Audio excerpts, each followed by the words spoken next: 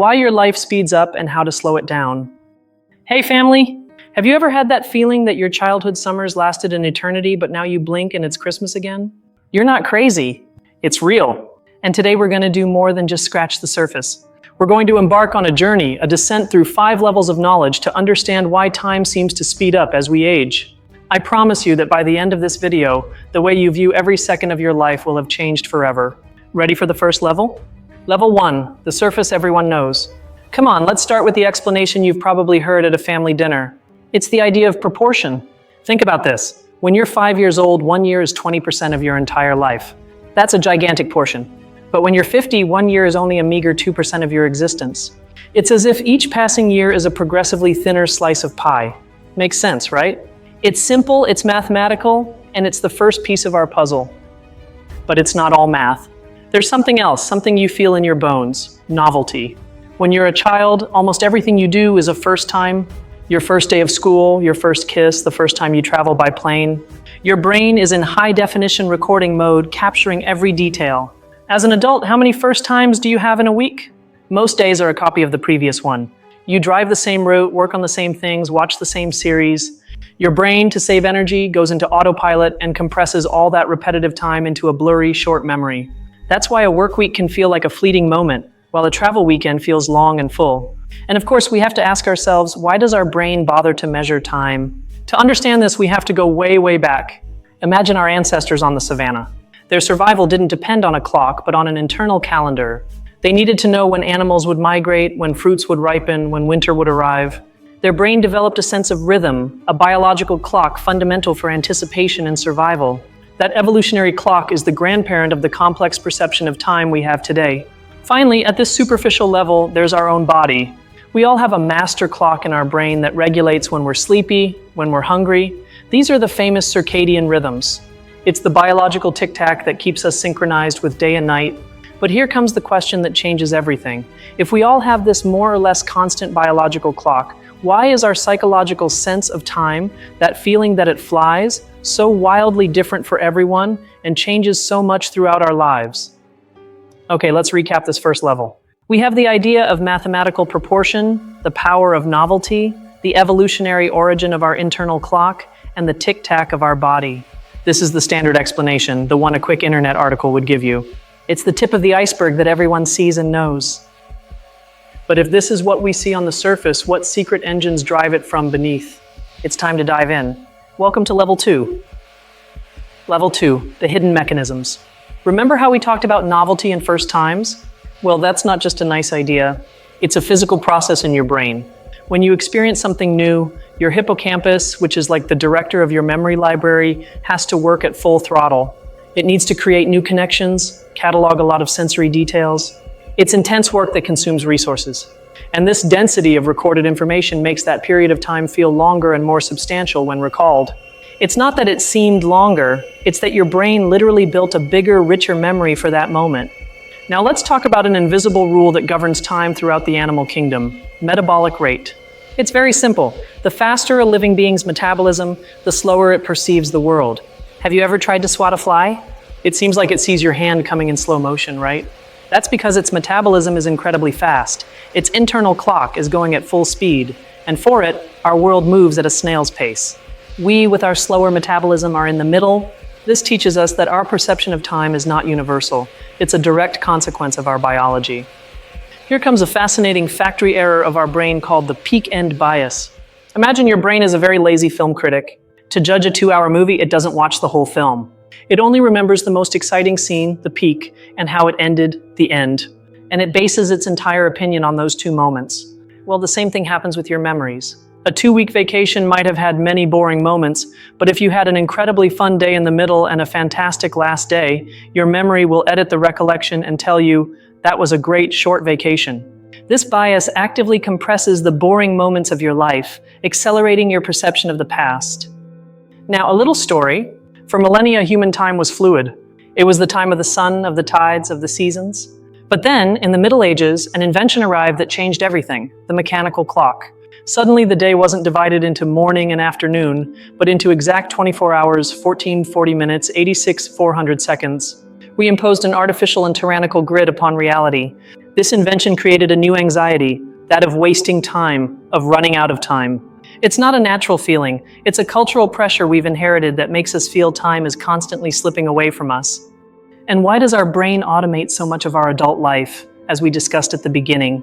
Because deep down, it's trying to solve a fundamental problem, saving energy.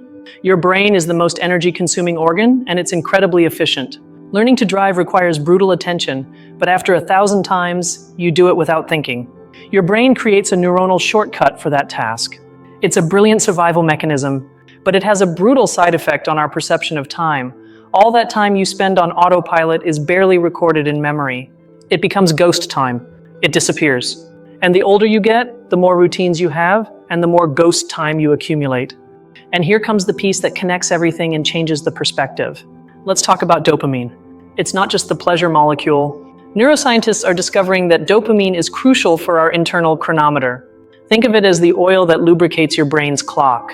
When you're young, your dopamine system is vibrant and active, and it's believed that this makes your internal clock tick faster.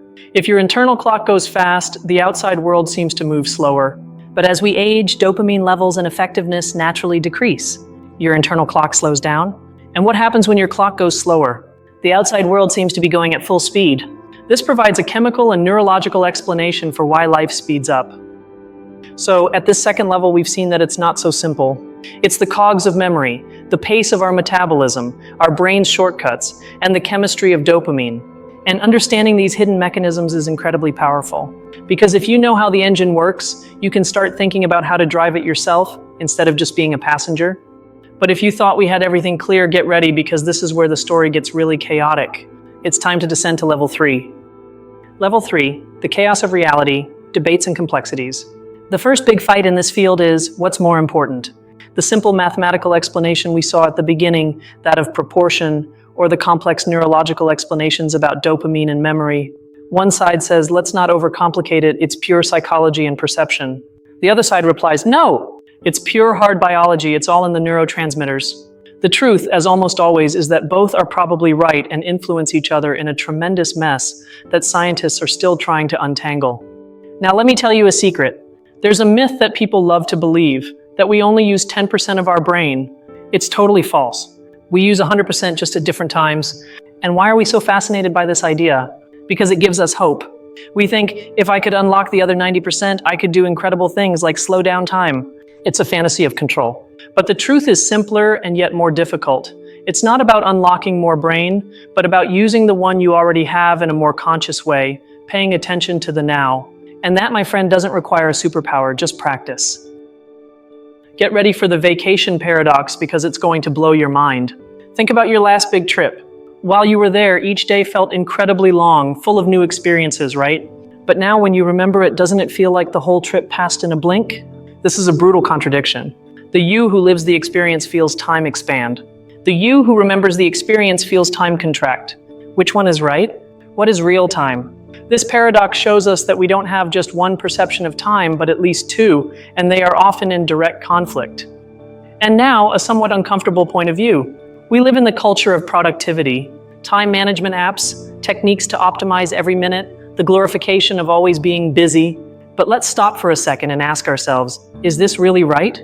Is this obsession with squeezing every second making us live more, or simply making us feel more anxious and rushed? By turning life into a to-do list, we eliminate spontaneity, novelty, and space for wonder. Precisely the ingredients that, as we've seen, make time feel longer and richer. Are we, in our attempt to master time, unknowingly accelerating our own lives? Let's talk about boredom. Not long ago, boredom was seen as normal, even valuable. It was the empty space where creativity and introspection were born. Today, boredom is public enemy number one. At the first second of waiting in line, we pull out our phone. We have declared war on empty time. How has this changed our brain? Some scientists believe that this constant overstimulation is atrophying our neuronal patience. Our ability to simply be, making calm moments feel unbearably slow and active moments fleeting. In the end, all this connects us to the deepest human condition. We are, as far as we know, the only animals on this planet who are fully aware that their time is finite. We understand the concept of death. And this awareness generates a fundamental anxiety. Our desperation to understand why time speeds up, to slow it down, to make the most of it, is not just scientific curiosity. It's a way of negotiating with our own mortality. As you see, level 3 is a mess. The reality of time is not a straight, orderly line.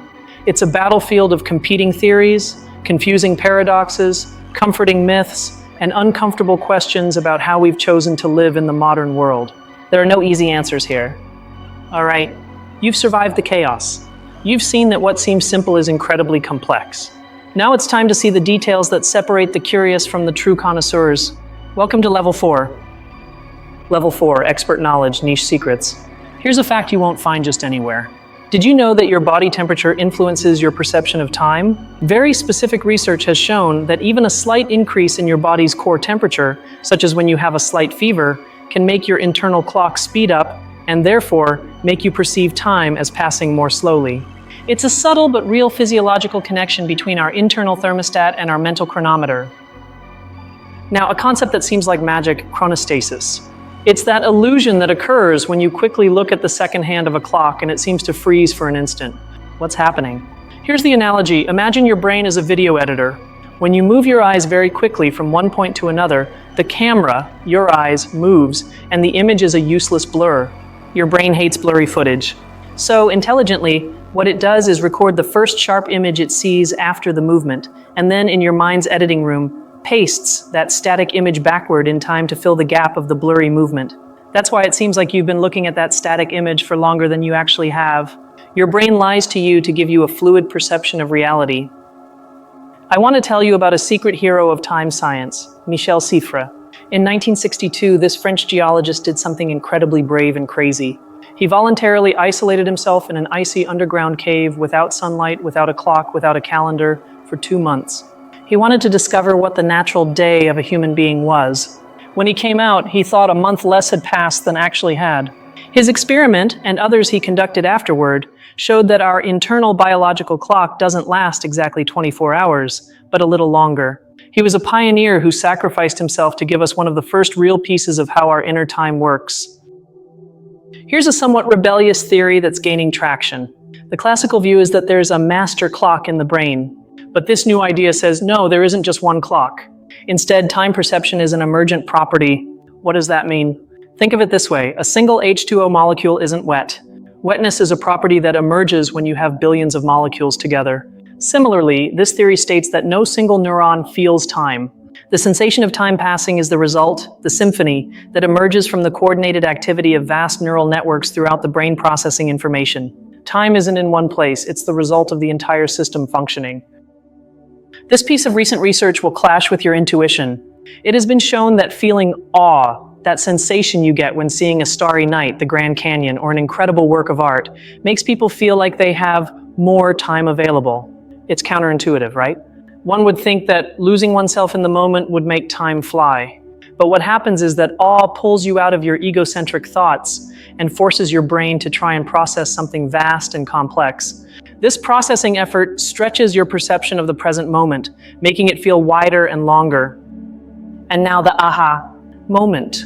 Let's connect several ideas we've seen. Remember how we talked about dopamine, the importance of novelty, and now the effect of awe? What is the thread that ties all this together? It's the rate of information processing. Think about it. When you're young, everything is new information. When you experience something with awe, your brain is processing a massive amount of information. When your dopamine system is active, your brain is more alert and processes more data. The big revelation is this: the perceived speed of time could be inversely proportional to the amount and complexity of information your brain is processing. When your brain works hard to process reality, time expands. When it's on autopilot, time shrinks. Reaching this level of detail teaches us something profound. The acceleration of time is not just an inevitable condemnation of aging. It is, to a large extent, a consequence of how we choose to interact with the world. It's not just about knowing more out of curiosity, but about understanding that the keys to a life that feels more fulfilling and longer lie in how we direct our attention and what information we choose to process. We have reached the limit of what is known with certainty. We have explored what we see, the hidden mechanisms, the chaos of reality, and the secrets of the experts. Do you dare to look beyond, to the final frontier, to what we can only imagine? It's time to enter Level 5. Level 5, the final frontier, speculation and awe. Let's look to the future. If we already understand that dopamine or certain neural networks control our internal clock, what will happen in 100 years? Imagine brain implants or precision drugs that allow you to modulate your perception of time at will. A surgeon who slows down time during a critical operation, speeding up a 10-hour plane trip so it feels like 10 minutes. The ability to edit our temporal reality could be one of the most transformative and dangerous technologies in history. Now, the biggest question of all, one that keeps physicists and philosophers awake at night, is time something real, a fundamental property of the universe, or is it entirely a creation of consciousness? Physics, with theories like the block universe, suggests that the past, present, and future all exist simultaneously, and that the passage of time is an illusion. If a tree falls in a forest and there's no consciousness to perceive it, does it make a sound? The cosmological version is, if the universe existed without any consciousness, would time pass? And this leads us to an implication that might blow your mind. If your brain, as we've seen, literally invents your experience of time passing, if the past is just a memory, a neuronal reconstruction, and the future is just a projection, another neuronal construction, then the only thing that is remotely real is this infinitesimal instant we call present. Your entire life, your history, your identity is nothing more than a narrative created by your brain. This means that the person you were 5 minutes ago no longer exists. It's just an echo in your synapses. Let's think about this on a species scale. Our perception of time, so short-term focused, is our greatest enemy for solving long-term problems. Climate change, nuclear waste storage, sustainable city planning, these are problems that unfold over time scales our brains are not equipped to feel. If, as a species, we could learn to expand our temporal perspective, to feel the future of our great-grandchildren with the same urgency we feel hunger now, it could be the evolutionary leap we need to survive. And here's the last, most provocative idea. Maybe time doesn't fly. Maybe we fly. Imagine that reality is like an entire film with all its frames, past, present, and future, already existing. And your consciousness is like the light projector that illuminates one single frame at a time, creating the illusion of movement and passage. Time doesn't pass. We pass through a landscape of static events. And the reason it speeds up as we age is that our attention, worn out by routine, starts skipping frames. The projector becomes vague. We're not losing time, we're losing frames of reality. And with that idea, our 5-level journey has ended. We have descended from the surface to the depths of physics and philosophy. Now, with this new and vast perspective, it's time to climb back up and contemplate the full picture. At the beginning of this journey, we talked about the simple, familiar idea that a year feels shorter because it's a smaller fraction of your life.